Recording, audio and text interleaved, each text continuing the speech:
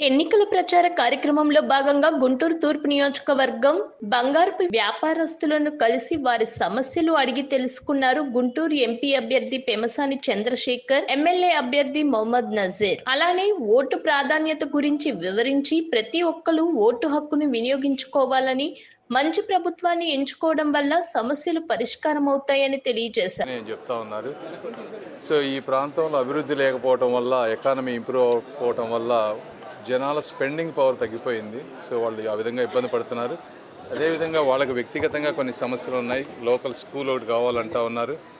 Government land ఇస్తే వాళ్ళే కట్టుకుంటా ఉన్నారు.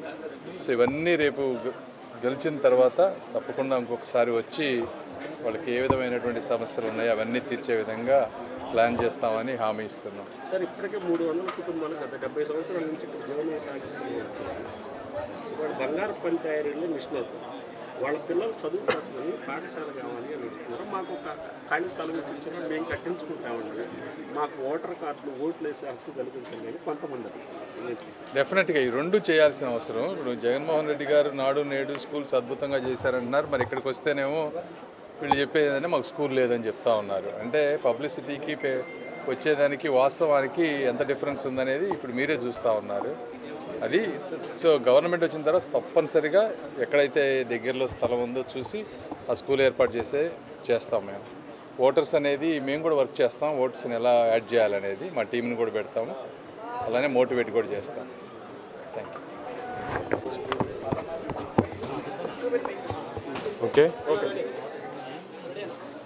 ఎన్నికల ప్రచారంలో భాగంగా ఈరోజు గుంటూరు తూర్పు నియోజకవర్గంలోని షరాఫ్ బజార్, అలాగే ఫ్రూట్ మార్కెట్, పట్నం బజార్, బండల్ బజార్ వివిధ ప్రాంతాల్లో వ్యాపారస్తులను కలవడం జరుగుతూ ఉంది. ముఖ్యంగా ఇక్కడ అనేక రకాల సమస్యలు ఉన్నాయి. ఇంత పెద్ద వ్యాపార కూడల్లో ఎక్కడ కూడా పబ్లిక్ టాయిలెట్స్ కూడా కనీసం నిర్మించలేనటువంటి పరిస్థితులు, దౌర్భాగ్య పరిస్థితుల్లో నగరపాలక సంస్థ ఉండడం, ముఖ్యంగా వాటి మీద గౌరవ ఎంపీ అభ్యర్థిగా ఉన్నటువంటి పెమసాని చంద్రశేఖర్ గారు ప్రజలను, వారందరికీ కూడా రాబోయేటువంటి రోజుల్లో పబ్లిక్ టాయిలెట్స్ను ఈ మార్కెట్ సెంటర్లో ఏర్పాటు చేసేటువంటి కార్యక్రమంతో పాటు ముఖ్యంగా బెంగాలీలు గత 4 దశాబ్దాల నుండి ఇక్కడే ఉంటూ ఇక్కడే వ్యాపారాలు చేసుకుంటూ జీవనం సాగిస్తున్నటువంటి బెంగాలీలందరికీ కూడా ధైర్యాన్ని కలిగిస్తూ వాళ్ళందరూ కూడా ఓట్లు తీసుకోవాలని చెప్పి తప్పకుండా అభివృద్ధికి ఈ నగరానికి సంబంధించినటువంటి పౌరులుగా వాళ్ళందరూ కూడా ఓట్లు తీసుకోవాలని చెప్పి ఎంపీ గారు కూడా అభ్యర్థించడం జరిగింది. వాళ్ళందరూ కూడా సముఖంగా ఉన్నారు.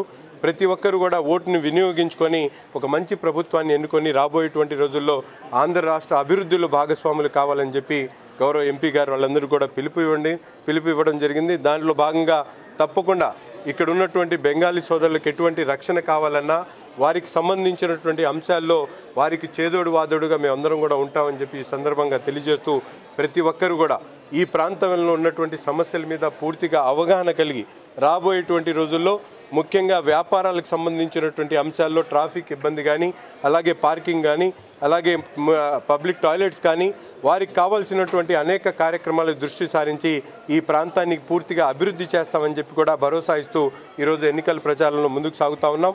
ప్రజలు కూడా నీరాజనాలు పలుకుతూ ఉన్నారు. ఈరోజు పెద్ద ఎత్తున వారు ఈ కులం ఆ కులం అని కాదు, వ్యాపారస్తులైతే ఈ రాష్ట్రానికి చంద్రబాబు నాయుడు గారి నాయకత్వం అవసరం, చంద్రబాబు నాయుడు గారు వస్తేనే ఈ రాష్ట్రం అభివృద్ధి చెందుతుంది, వ్యాపారాలు కొనసాగుతాయని వారందరూ కూడా చెప్తున్నటువంటి పరిస్థితులు.